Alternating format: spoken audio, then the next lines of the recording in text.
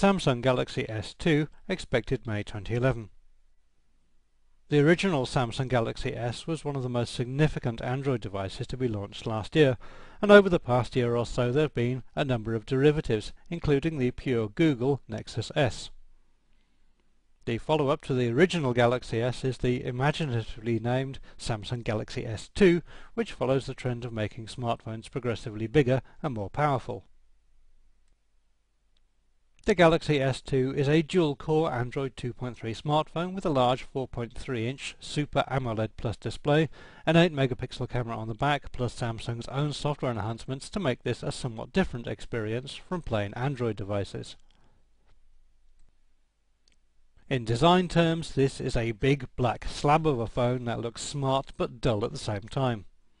The front of the handset is dominated by the large 800 by 480 pixel panel using a new version of Samsung's AMOLED technology that they say gives a much sharper display. That's a bigger panel than the original Galaxy S, but the phone itself is only a little larger. It is a very slim device, at just 8.5mm thick at its thinnest point, and surprisingly it only weighs 116 grams.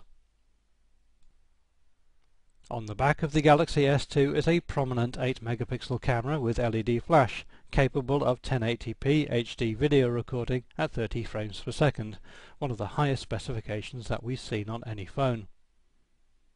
On the front is an ancillary 2-megapixel camera for video calling, something that was missing on earlier Android handsets. The camera supports geotagging, and Samsung always add useful enhancements such as smile detection to the mix.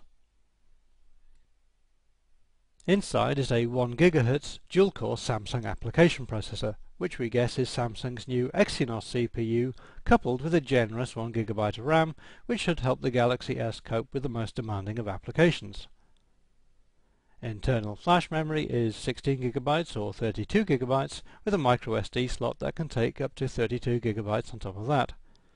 It's a quad-band GSM and quad-band UMTS device, which also supports 802.11a, B, G and N Wi-Fi. The Galaxy S2 also supports HSPA+, sometimes marketed as 4G, although it isn't really, with maximum download speeds of up to 21 megabits per second, if your carrier supports it, that is.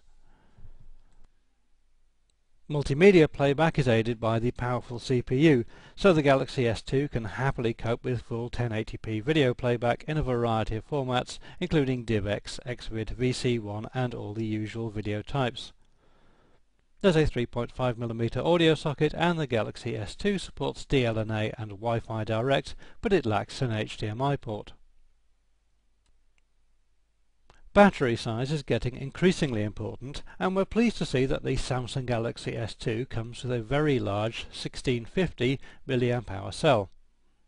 We don't know how much talk time that would give, but real-life Android phones can burn through energy quite quickly if you use them to their fullest capabilities.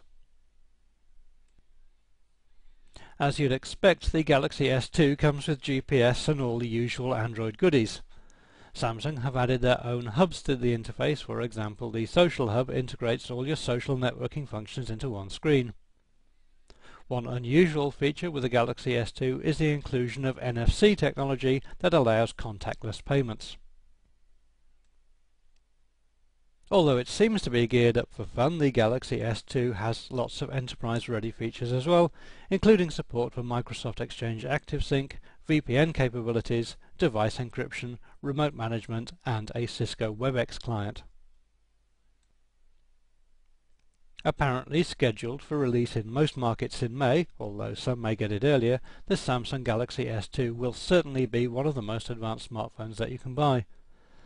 There's no word on pricing, but we'd expect the launch retail price to be over €600, with prices then settling down to €500 or so. There's no doubt that this is an impressive piece of kit, and it goes to show that dual-core devices are likely to dominate the high-end smartphone market during 2011, as we predicted they would at the end of last year.